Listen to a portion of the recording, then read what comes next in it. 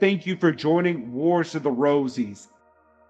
And this is Since Time Began, an article from Rosicrucian Digest, Volume 38, Number 11, November 1960. Since Time Began.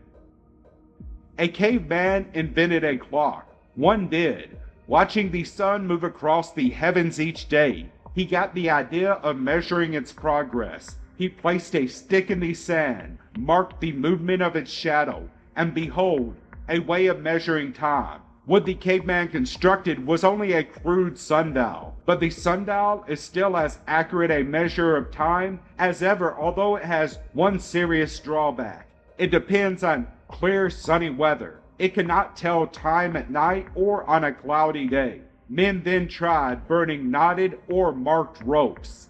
The burning knots marked off the time in the night, so fire became another means of telling time, and provided the first alarm clock. Early Chinese carriers, when resting, would light a stick and place it beneath their toes. When the fire came close, it roused them and sent them on hot-footing it down the road.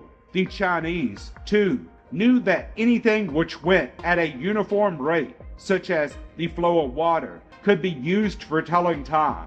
Thus they derived the first water clock, a pierced bowl floating in a basin of water. When the bowl filled and sank, an attendant marked the moment by tolling a huge gong. An even better water clock was one in which water dripped through a small opening into a glass container. The level of the water indicated the time. When sand or ground eggshells was substituted for water, the hourglass was born.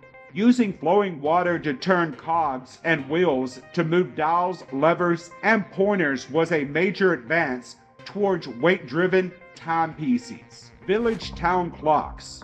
Then Galileo discovered the principle of the pendulum. Clocks were still too large to be carried on the person. That is, until 1511, when Peter Henlein, a young Nuremberg lockmaker, developed a portable timekeeper, using a coil spring as a source of power. The first watch, the Nuremberg egg, was large, had only an hour hand, and was so inaccurate that it varied as much as 1 hour in 24. Refinements followed, but the mainspring was a source of trouble. In 1685, Dr. Robert Hooke of England invented the balance spring, and that remained basic in all watchmaking from Henlein on for 5 centuries. Then the breakthrough, and the electrical powered watch with a tiny energy cell no longer than a shirt button and enough life to run a watch a full year. Developed in the research laboratories of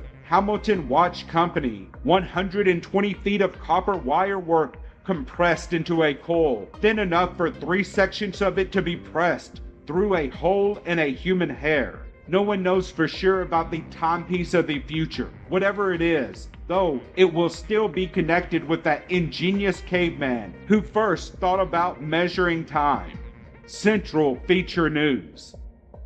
Thank you for watching, and please don't forget to share, like, subscribe, and comment. And if you can, please consider donating to Wars of the Rosies. Links to PayPal and Patreon are in the description. Thank you so very much.